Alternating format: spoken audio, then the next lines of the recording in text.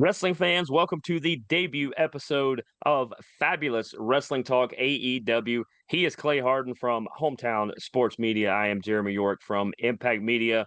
This is basically what's going to happen with this show. Every time AEW has a pay-per-view, we're going to come on beforehand and tell you what you need to know about it. We're going to come on after and tell you why you need to go back and order that. But without further ado, first off, how are you, Clay?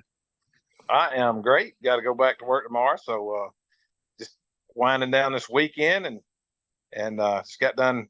Finished watching Collision. I'm a football guy, so I'm used to watching Collision on Sunday morning or Sunday afternoon or whenever I get time. So it's the only one I don't watch during football season. I don't watch the Friday night show till Saturday morning or Sunday sometime. Anyway, I do watch the Wednesday night show as it happens, which is I try to catch one live a week, and the other two I watch recorded. That's pretty much what I do. I wear out the DVR here at the house. Yep. It's a great invention. Oh yeah. Oh yeah. One of the best. I encourage anybody, if you don't have a streaming service that can save it, find a way to record shows. But AEW had a big pay-per-view. They had Revolution, had 3 massive matches, and I know the one that you want to start with. But first, we'll just kind of tie up the loose ends of the other ones. What are your quick thoughts on the Bang Bang Scissor Gang? I like both trios. Obviously, one is way better than the other, but it just seems like this is the comic relief for every show. It is, and I liked it better when they were feuding with each other. I don't like having them together. And I love AEW. I love AEW more. Like I don't even watch WWE anymore. I may, catch the end of a pay-per-view occasionally, but the one thing that I don't like about AEW is they don't know how to handle multiple personalities other than stick them in. They have a bunch of 8-man, 10-man, 6-man, like that's their thing, tag team matches, and that drives me nuts. Like the Bullet Club Gold are they're standalone. They're on their own every week because all those guys can get it. If you take the Acclaim, those 2 guys are still in their prime and they can get it. But then you throw Billy Gunn in there, he's a legend, but they need somewhere to put him, and he's still big and he still looks good and he can still go for a little bit, but not like those other guys can. But put them all together. It's too much, too quick in a small space. I don't like it.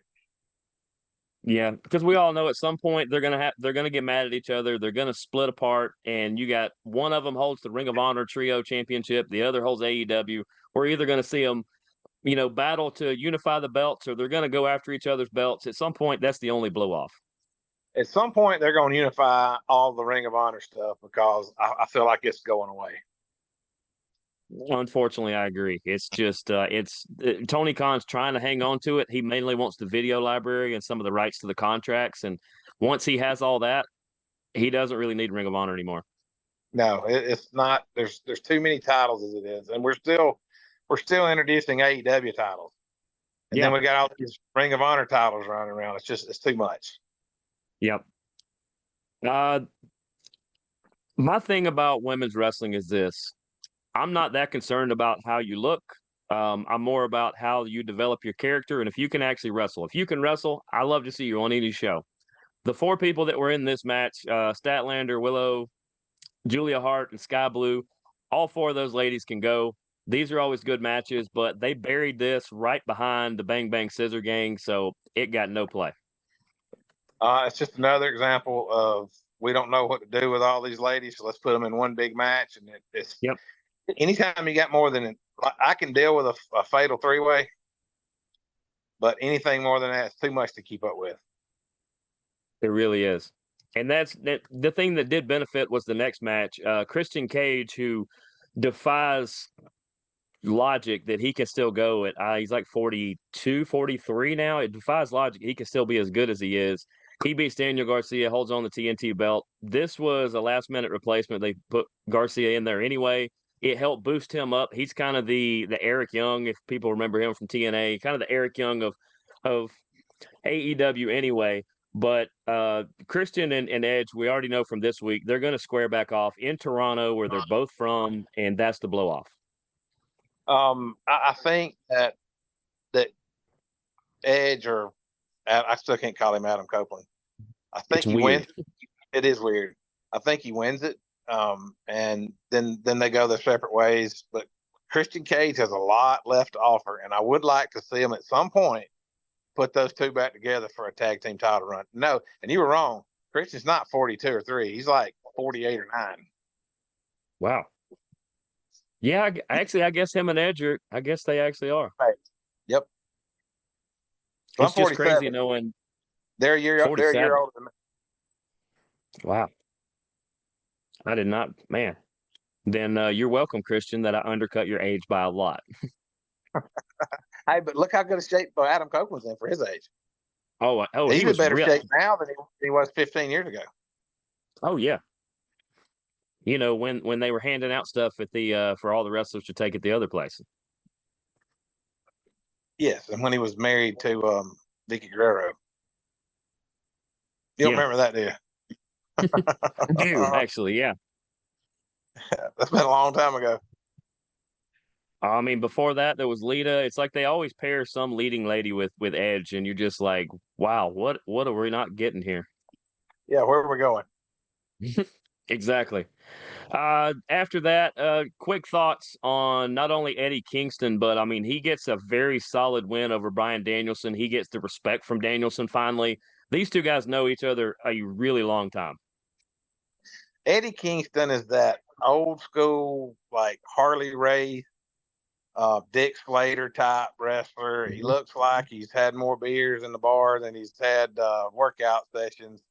He don't. It looks like he don't care about his diet. He don't have your typical bodybuilder wrestler look, but that Joker is tough and can go with the best of them. He can work an hour long Broadway. He can do run ins, whatever you need him to do. Eddie Kingston's the guy, and he's always been that guy. But he don't look the part, which is fine Mm. because like Harley Race and Dick Slater and Dick Murdoch and Bob Orton and some of those tougher guys from back in the day, they didn't look the part either. But can flat get it. Mhm. Oh yeah, he can. Like I said, it was good. He finally gets the win over Danielson. Danielson on the Swan Song tour he's on. We're going to get to his next venture, but it's good that Bryan Danielson is knocking off all the people on his list, and he's making a solid run all the way to the end. Yeah, and they're the match they're teasing now. I'm here for it. I can't wait. Oh yeah, we're definitely going to hit that one here in a second. Um, Once again, they put at whatever random wrestler happened to be sitting backstage. I'm going to tie this into the group he's in. Wardlow wins a multi-man match that included a bunch of people who should have beat him. But what are your thoughts on the Undisputed Kingdom? I think, and this may be the one thing that Tony Khan's doing right now. They're building up this group. They're winning. They're winning titles. Wardlow may end up winning the heavyweight title from Samoa Joe sometime this year, which is what I think is going to happen. And then the best thing that they have under contract right now, which is MJF, when he comes back from injury, they're going to have all the belts, they're going to have all the momentum, and then MJF's going to come back and wreak havoc on them as a face. Which, as much as I love MJF as a heel, he's better as a face. Oh, he is And as this, the lovable gray area guy. yes, and this build up is going to be bringing him back as a total absolute face. And they are going to John Cena, Stone Cold, Hulk Hogan sell 4 billion T-shirts. You remember back during football season when the Devil lead up storyline was going, and I told you the first time we saw the Devil, I said it's Adam Mhm. Cole, and you said no way. And then about a month later, you said, you know what, he's the only one that makes sense. Yep. And it couldn't be I anybody tried besides to Adam argue Cole. for a month. I tried to come up with anybody else it could be, and no matter what, I kept going. It's Adam Cole. It had to be Adam Cole, and it was they were too chummy, they were too buddy for it to not be Adam Cole. Yep. Yep. And he's the And guy that could pull that off. yes, he is. And Adam Cole to me is better as a heel. My Oh, by favorite far. Adam Cole is not the face Adam Cole; it's the heel Adam Cole. Oh yeah, it's the guy that'll cut your throat if it means he can take a step up. Right, but MJF can do that as a face. Yeah. Yeah, he's the face. And Stone Cold made this popular in the '90s. The heel that could take the shortcut and hit you over the head with a chair behind the referee's back, and the fans love it. And he made it popular in the late '90s. Well, and it takes a special kind of person to pull that off. But MJF's that guy. Well, I would say Stone Cold. I would say MJF. I would say Eddie Guerrero because he could make it funny. Yep. And there's Randy Orton actually because he didn't need a weapon. He would just give you that grin and drop you out of nowhere. Right. And it takes those are my favorite kind of face. The ones that will pull the heel stuff and the fans just eat it up. Oh yeah. Yeah, I can't wait till MJF gets back because the only person that looks better on is him than me. So I always keep that handy. Or the guy that invented it. You know who invented the belt, right? Who, that one? Yeah. No. Who invented that one? That's Ric Flair's belt. Oh, yeah. That's the one he took. That's the one he took to WWF in '92. Yep. Because he had to put up a $50,000 deposit of his own money to tote that belt. After he designed it, he was going on all the late night shows and talk shows and morning news shows, and he wanted the belt with him. So Turner made him put up $50,000 of his own money. When his contract ran out, they wouldn't renew it. He just took the belt with him because he paid for it. And that's Ric Flair in a nutshell. That's exactly what you do. The story I was telling you about earlier where you said they just walk in before a show and go, "Hey, we don't have a match here, you and you." So the story goes, and I know somebody that was there. I've heard it from firsthand that this is how it went down. You remember the Black Scorpion? Yeah. Do you know who the Black Scorpion was? I thought at one time Flair did one of those. Was that him? Ric Flair was the Black Scorpion because Ole Anderson was the booker at the time. And they had a big wax board that they took to all the shows, and he would write the matches on the wax board. And they had Black Scorpion versus who, I don't even remember who it was. That's not important for the story. And Ric Flair's looking at the board. Well, he's in the main event against Steamboat. And he looks at Ole and he says, "Hey, we don't have a Black Scorpion." And Ole throws a black mask at him and says, "All right, you be the Black Scorpion." So for that night, Ric Flair wrestled two matches, the opening match and the main event. First match as the Black Scorpion. That's crazy. And that makes sense because if anybody was going to do it, it was going to be Ric Flair. But watching it as a 12-year-old kid, we knew it was Ric Flair. It was so obvious it was Ric Flair. I think even one of the matches I saw, like you could actually see his flowing hair come out from the back of the mask, and you're like, "There's no way that's anybody else." Yes, and Ric Flair had a very distinct body. Yes, he had scars from plane crashes. Yep, and the Black Scorpion did the same thing: the flip over the turnbuckle and run down the sideline and get clothesline. And his finisher was a figure four. Like it was Ric Flair, no doubt about it. Well, every time he would take a back fall, he fell the same way, and you're just like, there's nobody else that falls that way. Yes, it was absolutely Ric Flair. Everybody knew it. That's I got great. I got off on a tangent. Proceed. Oh no, that's all right. That's what this show does. We go all kinds of directions.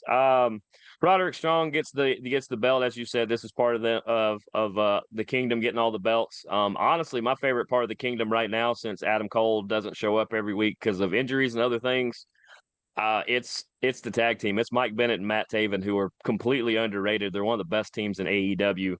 I know they have the Ring of Honor belts, but if they had the AEW belts, it wouldn't surprise me.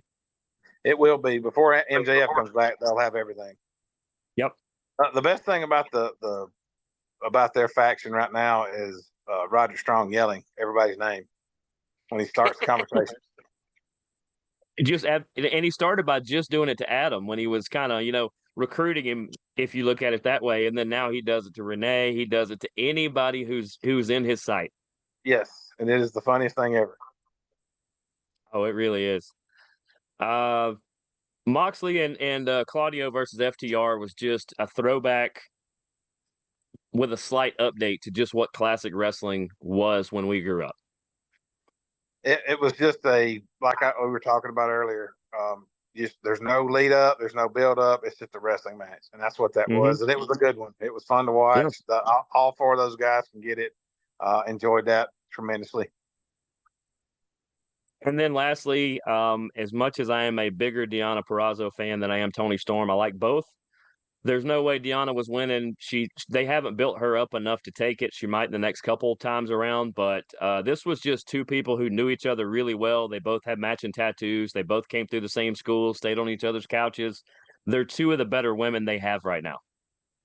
Yeah, until Britt Baker comes back, they are the and Saraya. Let's don't forget about her. I don't know why they're not using her more, but as far as technical wrestlers, she may be one of the best ones they have. She may be the best wrestler they have.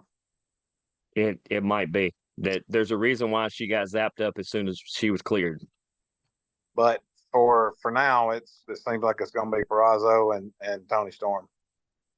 And I would say AEW in general, it's an embarrassment of riches. They almost have too many people. That's why you have to get so many multi-people matches. They're trying to get them all in when they should just clear half the roster, a third of the roster of the lower people or something, and just deal with the upper. You say that, but then they had two matches on Collision and two on Rampage that were squash matches. Yeah. I don't know why they do that. Like instead of having all these 8-man and 10-man and 12-man tag team matches, instead of making a squash, then actually have a match. Yeah. Once again, it goes back to it may just be, well, we've got 10 minutes to kill. Wardlow, go knock out a local talent. Yep, which is exactly what he does most of the time. Yeah, which doesn't mean anything to me. When he runs over people like Willie Mack who can actually wrestle, it just bugs me. I hate squash matches. And it's not just Wardlow. Hobbs does it too. Yep. They'll send Hobbs down to power bomb somebody 15 times, and it lasts 45 seconds. Yep. And yet people like Lance Archer can't get any airtime. Which is ridiculous because that dude is amazing. He could be a world champion if they push him. Yep, that's all he needs. The right writing behind him. Yeah. Apparently Jake Roberts wasn't it. I don't know. I like Jake. I do too, but I don't think he holds the clout in AEW that he probably should. Probably not. Neither did Arn Anderson. Right. But now we get to the part of the show that I know you are looking forward to. You want to talk about the match between William Peter Charles Ospreay and Konosuke Takeshita. Because I know you're a big Ospreay guy. I'm a big Ospreay guy. Yeah, he's my favorite wrestler right now. Has been for a while. And what you don't get in Japan is promos. They don't put as much time and effort into promos as they do into the actual wrestling. Right. In America, it's 50-50. You got to be able to cut a promo as good as you can wrestle. And if you can't cut a promo, you usually don't get a push as a wrestler. Nope. And Ospreay's got, if you watched Collision from Saturday night, he got a chance to show off his promo skills, which are really good. He cut a great promo with Daniel Bryan or Bryan Danielson. His name is same thing. But what I liked about the match with Takeshita was there was no build up, there was no backstory, there's no feud. It's just we're gonna put you two guys in the match. And Takeshita, since he's been over here from Japan, he's never really had that high flying match that he's capable of. That he did. All of his matches in Japan were high flying matches, but he's a big guy. He's 6'5", weighs 270 pounds. So they've booked him more in these power match roles, like with Moxley and Jericho and people like that. Yep. But he can go either way. And the match with Ospreay was high flying. It had a lot of high spots. It was one of the best matches I've seen.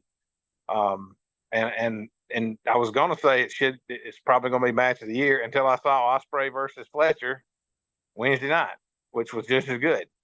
So having somebody like Will Ospreay to go against people like Takeshita and Kyle Fletcher and Kenny Omega and Bryan Danielson I'm really looking forward to seeing what's going to happen with Will Ospreay.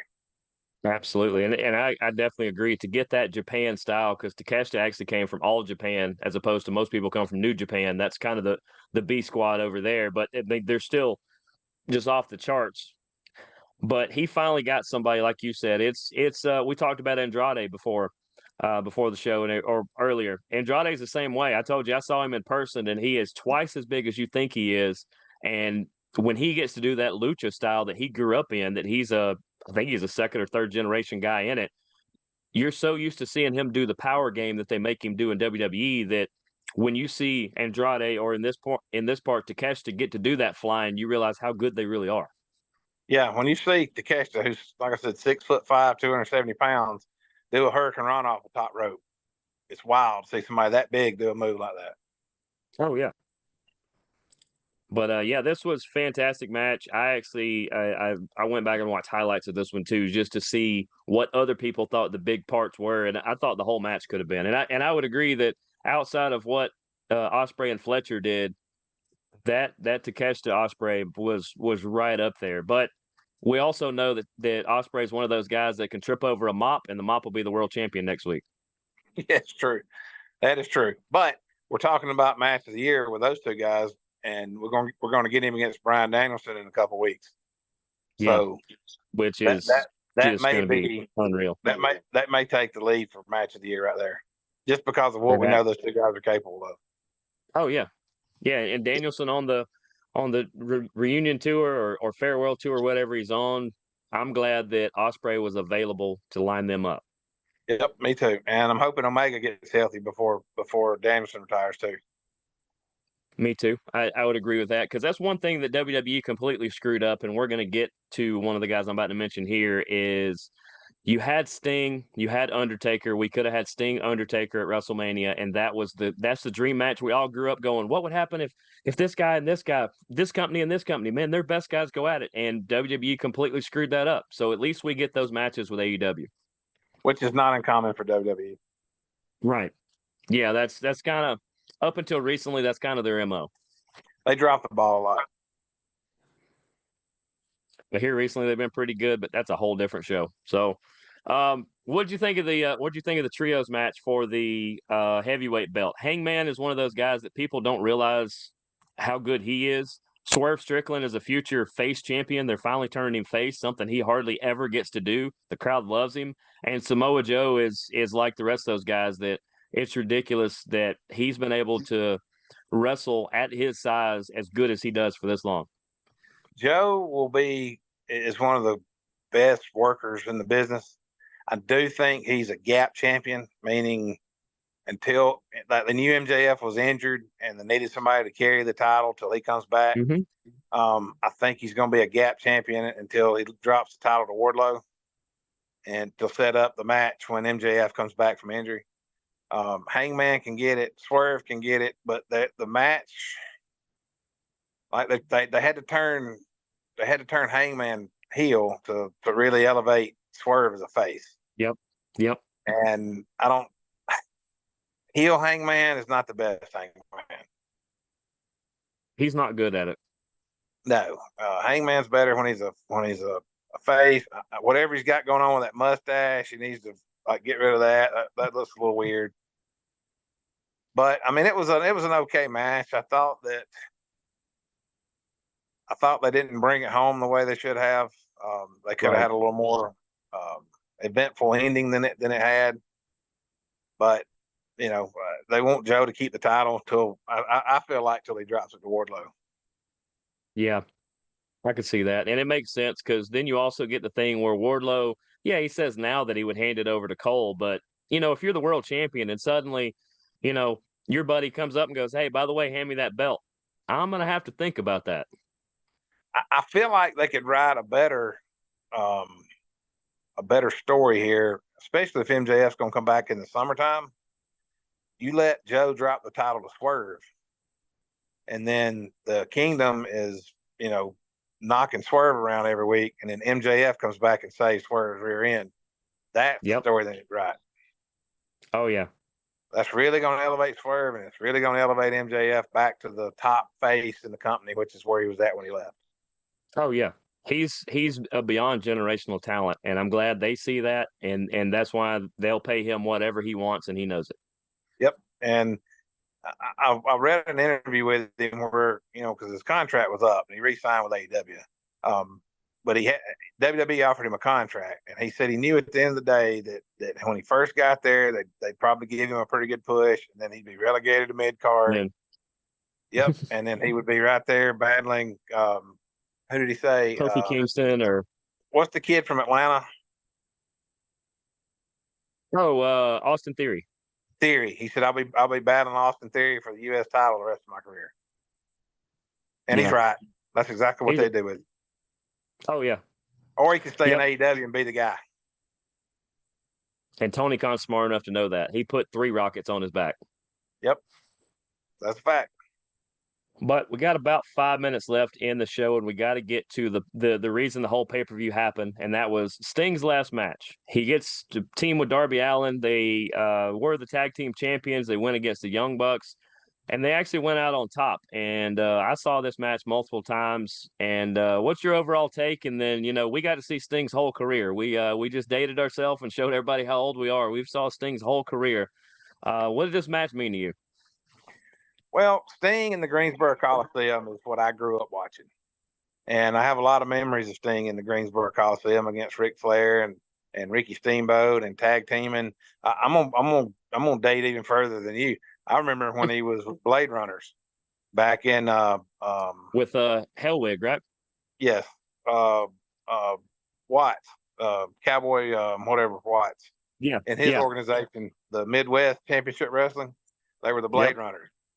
And for whatever reason, McMahon didn't want Sting. He wanted Warrior, Blade Runner Sting and Blade Runner Warrior. And so he signed Hellwig over to WWE, and Sting was kind of left on his own. I think he turned out pretty good. I think McMahon picked Warrior because he could control him, and he didn't think he could control Sting. Maybe. Or maybe he liked his look better. Maybe he thought it could make him a bigger champion. He was a little more poofed out. Warrior was. Yes. But it was very nostalgic. There was a lot of old heads there. Ricky Steamboat was there. Lex Luger was there. Ric Flair, of course, was there. So all the old guys came to see him off. And, I was at Ric Flair's last match in Nashville, and the Undertaker was sitting in the front row next to us. Mick Foley was there. Diamond Dallas Page was there. Bret Hart was there. So, sent a lot of those old guys back. Now, there were some that the cameras wouldn't show on TV because they were under Legends contracts with WWE. Yep. So Tony Khan's not going to be an a-hole about it. So he didn't show them on TV, which was, that was the right thing to do. But that Sting, man, I got overshadowed in that final match by all the high spots Darby Allin hit. Right. And the crash through the glass pane was wild. Not since the ECW days have I seen somebody hit that hard and that quick through glass. It was crazy. And here's the thing. They had a stunt coordinator, a doctor, and 2 EMTs at ringside dressed up in AEW like they were security guards. Staff or whatever, yeah. They had rehearsed it earlier in the day with plexiglass and mats under it to make sure he hit the right spot, didn't hit the chair. Yeah. But he was too far to the left because he hit the chair. He hit one of those chairs when he was supposed to land it flat in the middle. And I think when he hit the chairs, what did all that cutting up on his back. Yep. But that was overshadowed. I think it overshadowed Sting's retirement. Here's another inside bit of information that people don't know. Sting wanted to go out on his back. He wanted to drop the titles to the Young Bucks. He did. And the Young Bucks and Tony Khan were dead set against it. They wanted him to win his last match. Wow. Which is why we have this tournament going on now. But, all good wrestlers want to go out on their back. Stone Cold did it. They do. Kurt Angle did it. I saw my good friend Robert Gibson and Ricky Morton wrestled FTR at a show last year, and the Rock and Roll Express never loses, but they lost that match because they were on their farewell tour and they want to go out on their back, which is, Yep. If you're a wrestler, that's what you do. Yep. Undertaker did it. He did. So I don't know. Sting probably should have stuck to his guns and had the Bucks win that match, I thought. Yeah. But the spots where they, he had his kids dress up as the different incarnations of him, that was really cool. I know we got less than a minute going here, so we'll try to wrap all this up. But it's cool, but we're seeing that generation that we grew up watching. They're finally all riding into the sunset. And luckily there are the MJFs and the other ones that we just talked about, the Ospreays that we can latch on to. But I mean, that's part of what we're going to do on this show is we're going to try to tell you guys about who the people you should be watching are. And I think we got about 30 seconds left. So what kind of parting message you got for everybody? Keep an eye out for Will Ospreay versus all of these high flyer technical wrestlers in AEW, such as Bryan Danielson and Kenny Omega. It's going to be fun to watch. Yep. Absolutely. But for Clay Harden, I'm Jeremy York. We will see you guys just before the next pay-per-view, about 2 weeks away. Until then, we'll see you guys next time.